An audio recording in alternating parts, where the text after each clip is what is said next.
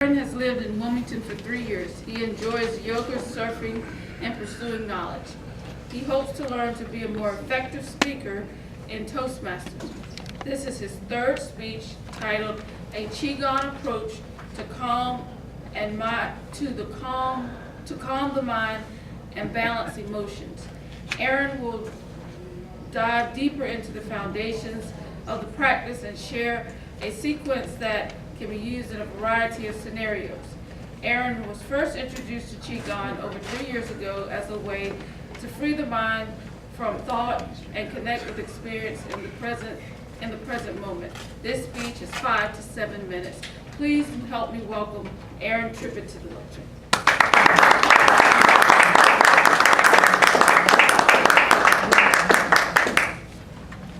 Thank you, Madam Toastmaster. In my last speech, I provided an introduction on Tai Chi and Qigong. Today, I would like to analyze Qigong a little bit further and introduce a sequence, as Eris mentioned, to calm the mind and balance the emotions. But first, I would like to discuss a topic that Bruce Lee continued to touch on. Bruce Lee, of course, when living, was an expert on Eastern and Western philosophy. But he did have a concern with Western philosophy's approach to life. In his view, the Western philosophy approach to life was about explaining and understanding life, whereas the Eastern philosophy and view towards life was about experiencing life. To use a metaphor, the Western mind is like an oak tree, strong and unyielding. But against high winds, it cracks, splinters, limbs fall and break off. The Eastern mind is like bamboo. Against high winds, it is supple and moves with the resistance. And when that wind is relieved, when that resistance is released, the bamboo returns to a rigid and fixed position. Through mindful movements like Qigong, as well as Tai Chi and yoga, it helps us go from the oak tree to bamboo, from the fight or flight response to the rest and digest response, from analyzing life to experiencing life. Of course, this is easier said than done. We live in a society that's all about productivity and efficiency. Most of us have our days planned from the moment our alarm goes off to the moment our head hits the pillow at night. And we're always go, go, go, constantly forced to be in this thinking, trying to resolve the issues of our past or plan for the future. Very rarely do we find ourselves in the present moment. And to find the proficiency and efficiency we all strive for in life, we require balance.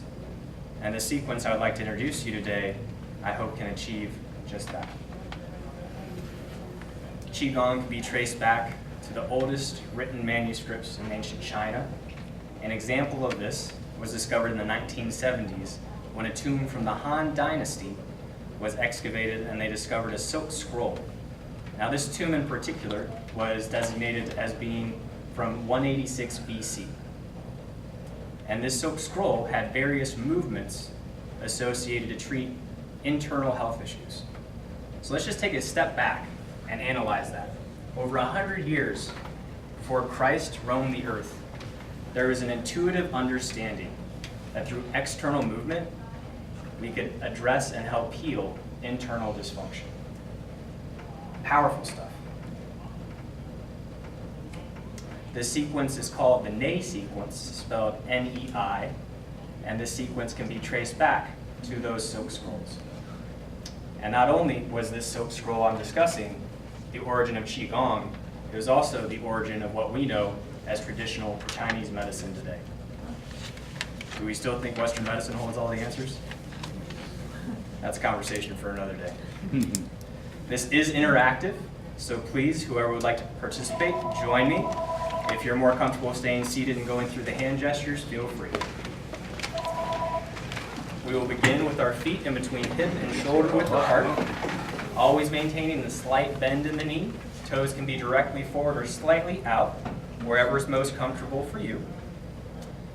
We begin by slowly drawing the arms with bent elbows up towards shoulder height and pushing down. Each movement has an organ system associated, and when that organ system is unbalanced, it fosters a negative emotion. When that organ system is imbalanced, it transforms to the counter positive emotion. This is associated with lung qi and transforms sadness into kindness. Our next movement, we draw our arms up the diagonal until they reach shoulder height, palms face towards one another, and gather the energy in, drawing it towards the chest before lowering down through midline. As you may guess, the organ associated with this movement is heart qi. When out of balance, fosters depression. When in balance, fuels our passion for life. If you feel like you're moving slow, move slower. That's a quote from my Qigong instructor. There are incredible benefits. The slower you move, the more the mind and body connect. The more the mind and body connect, the deeper the mental and spiritual benefit. Drawing the arms out to the sides, reaching towards the sides of the room. Once we achieve shoulder width, we slowly lower the arms in line with the shoulders. This is associated with liver qi and transforms anger into compassion. Unfortunately, given the times, we have plenty of anger, depression's on the rise, and we're always being stimulated by our external environment, and very rarely do we look within. And if we study the prophets in various religions, the majority of the answers we seek are found within. So in our constant chaos, take time for yourself, whether it's this sequence or another mindful movement, to find balance, improve mental clarity, and allow yourself to be the best self you can be. Our last movement, drawing the palms to the side, slowly rotating. Once you reach your end point, switch the palms, flow to the other side. This is associated with kidney qi and transforms fear into trust. Typically, these sequences are done in repetitions of 3, 6, or 9. And I would offer, when doing these movements at the beginning of the day, to start the day on the right foot, find balance, find grounding. Or if you have a big speech you're nervous about, great thing to do right before. Or perhaps most importantly, when we're having an argument with loved ones, our current strategies are to count to 10 or take deep breaths.